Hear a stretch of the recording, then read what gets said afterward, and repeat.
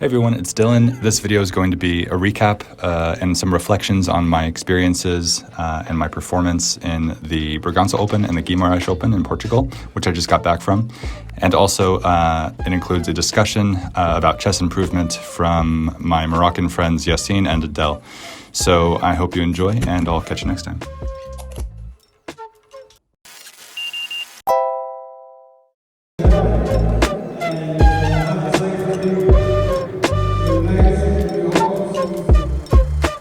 Everyone, so 3.5 out of 9, in case you're wondering. I'm going to get that right out there in the Open right off the bat. 3.5 out of 9 was my score in the Braganca Open. Yeah, not that pleased with it. I just finished the last round, round 9, against a 1500 something. Only drew from a completely winning position. That's kind of been the story of my tournament. In 7 out of 9 of the games, I got completely winning or just much better positions, so it's clear what I need to work on, which is not openings.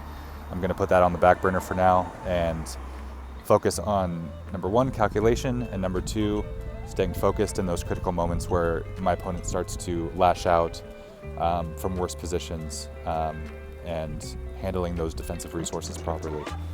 So yeah, just finished this tournament, and my bus to Guimaraes, which is the next tournament. Round 1 actually starts later this evening. My bus to Guimaraes leaves in a few hours after the closing ceremony here.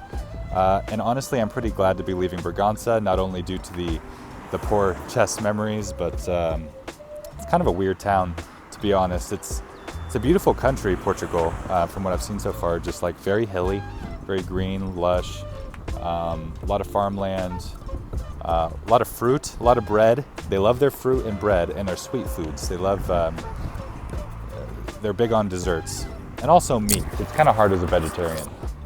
Maybe I'll flip on the camera in the bus and introduce you to my friends Yassine and Adel Chokri, FM Adel, who was my first round opponent, who I had a good position against, again, lost.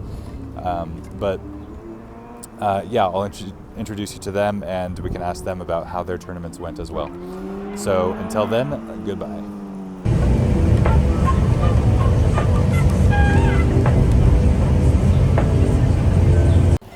Hey y'all, just landed in Guimaraes.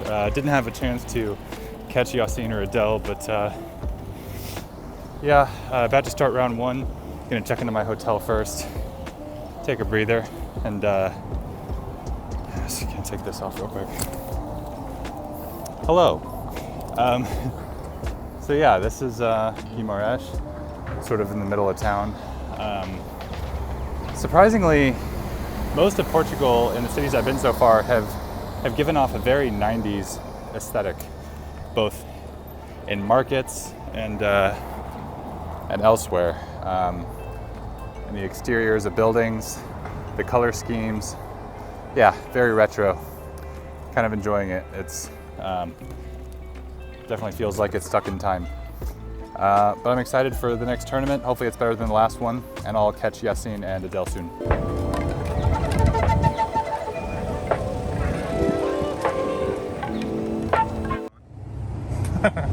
Yeah. Nothing different. Nothing different. Okay, I think that in chess, the way we have to improve our chess game, the way of playing chess, is to work harder than playing tournaments. So the way we play a game, we are fully concentrated, we are fully in the game, we calculate a lot. But I think at home we have to work harder. Reading a book like Cozy and play some blitz, I'm not sure it's enough for challenging, yes, and improving the level of chess. Also another thing, like we trained a lot, and the past year we trained a lot, and now it's my first time since COVID I played a tournament. And one thing I noticed is I have a bunch of plans, ideas, or things to do, but when I get to like this position, this critical position after the opening, I know like I have this prep until, I don't know, move 20 or move 15 or move 25. Yeah, at some point knowledge doesn't matter. At some point you finish your theory, and then you know the plans, you know what you do. But Then you're playing the game. and you're playing the game. But that, like, I feel like some of us were taught chess as a broad game, but maybe it's more specific.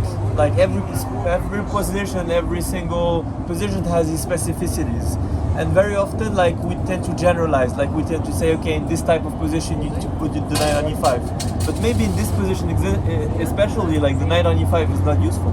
Like I feel like general knowledge is overrated. Like Yeah, it can get you in trouble as yeah, well. yeah. You can play a lot of like normal moves, and in some positions, like you need a very That's the eternal debate between like, what is it, John Donaldson and Agard about the usefulness of rules Yeah. versus being concrete all the time. I forget who was on which side, but Like just an example. Yesterday I played this game against that 2250. Like she's a WIM or WGM Yeah, or something like that. And like I did my prep. I got all my prep in, and I was better prepared than her. And like I had this dream position from Rui Lopez. Like really an excellent position, +1. you were Like, white. Yeah, I was white. No counterplay, nothing. And I reached that position, and I knew what to do. I had two plans: either to play on the queen side with rook a3, rook a1, like this typical Rui Lopez plan, Yeah. or to play with f4. And I got to the position, and I couldn't decide. And the fact spent that 20 minutes. yeah, I spent a lot of time, and eventually I went for the rook a1, rook a3, rook a1 plan, which was correct. It was the computer moves. Like all of the plan was approved by the computer. And eventually I got that plan in, and I changed my mind. Like midway in my plan, I thought, okay, like she pushed some h4 or something, and I thought I should punish her for playing this h4. And I switched gears and I played on the king side, and eventually, okay, it was very complicated. I attacked her and sacked a piece, but eventually, like she defended well, and I was down a piece for 2 pawns. It wasn't enough. But if I followed my plan from like after playing rook a3, rook a1, I'm sure 100% I would have won the game. Like I'm sure if I just continued that plan with rook a2, queen a1, and so on, I would have won. But also like the psychology behind the game, like when you sit on the board and you know your opponent, like you know your opponent knows this and that, like based on the games you've seen from him or her, then like there is a sort of a competitive advantage, but also sometimes it can hinder your play, because like for example, I saw in her game that she played passively in the Rui Lopez, and I knew that in that position rook a3, rook a1, rook a2 was the best plan, but still like I couldn't stop myself from thinking I should attack, Fantasizing about it. which was just wrong. And it's very interesting because when you train, you don't think about this. That's but another example of you know, a time when you have to make a decision faster just because you know that both ideas are good and appealing. Yeah. And so like the difference between them is small, so the time you calculate should be small. Yeah. Well, the thing is, the two plans are very different, Yeah. and like But that doesn't mean it's critical. no, it was not critical. Yeah. Like I also played this move which I didn't like at all, and after the game I checked with the computer, and it was the third move of the computer, and it was still +1. So, but again, the plan was like the way I approached the game was wrong. Like it was not good.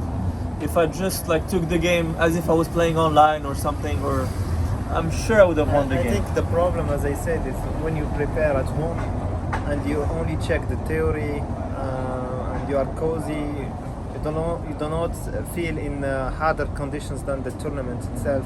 Yeah. It's like when you go to the tournament, you are in a hard condition, not usual condition, Stress, like your daily life, and I think it's difficult to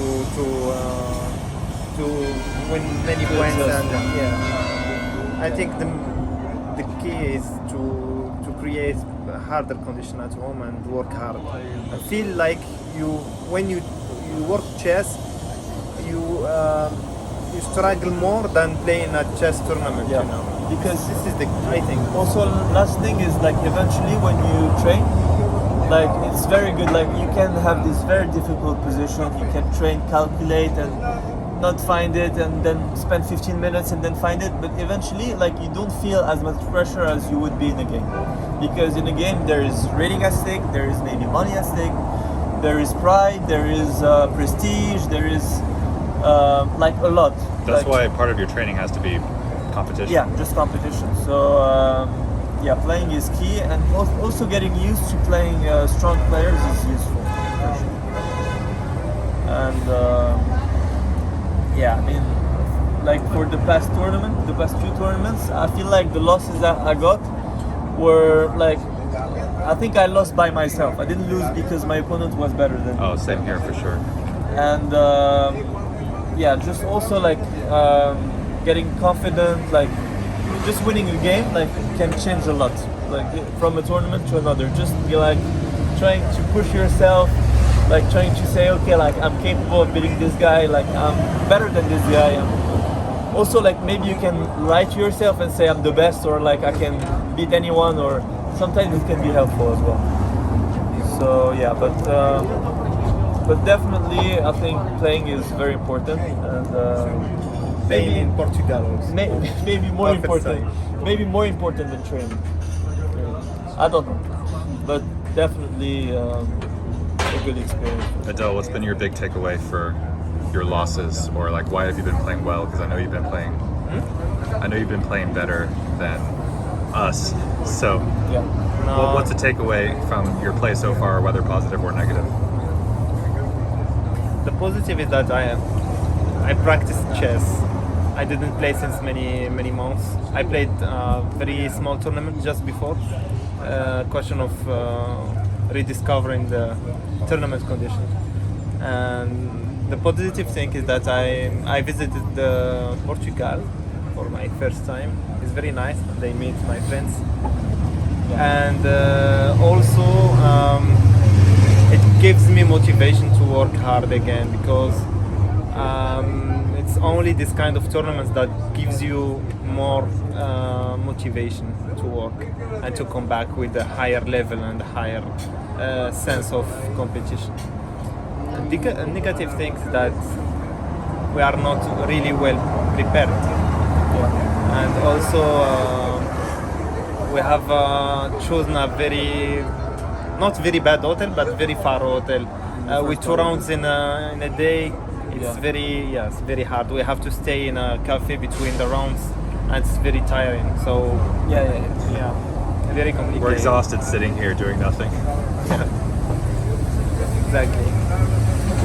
So we need to work, and I hope we will not say it again. We have to Also, maybe go see the action. last thing we should do is maybe play more training games in like our openings, because I feel like we knew what we were doing, but it wasn't as precise as it would be if we like played some games in like some openings we would play.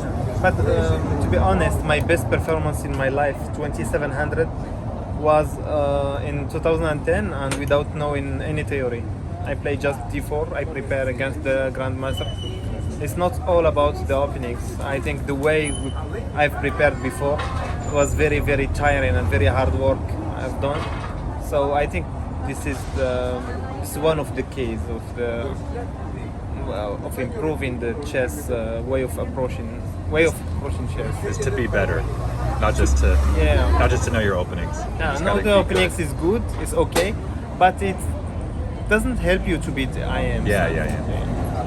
Because when you play against GM or IM or even FM or a well prepared 22, It doesn't matter where you put your pieces at the start of the game. You're just setting yourself up to lose if you don't know how to play. it can help you if you find the line and you win with you win in the opening because you know everything, a tricky line or something. But if there is 300 points between two players, maybe we can play something as just challenge you in chess, playing chess. And if you do not improve your way of calculating and way of understanding chess, it's very hard to beat them.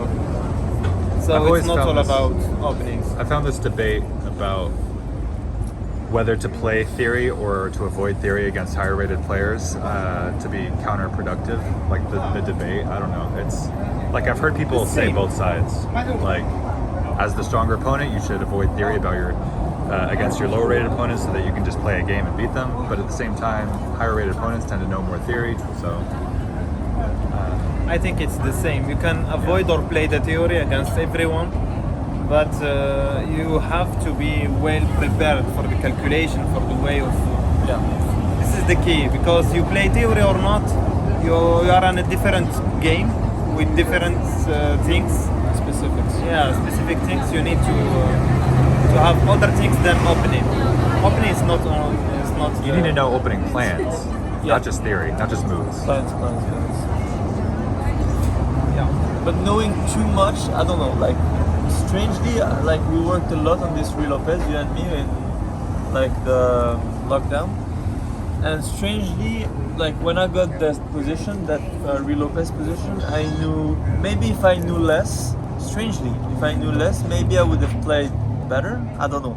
Like it sounds weird to say it, but in a way, the fact that I like sure, I'm not mixed sure, because I mixed two, like I didn't mix, but I played two plans, which This is just a proof that opening is not everything. Yeah. We have prepared this opening. We have played many blitz yeah. in the internet, and it's not enough because it's not opening is I think one of the last things to prepare in chess. You have to check openings to not lose or have a very bad position, but it's not everything in chess.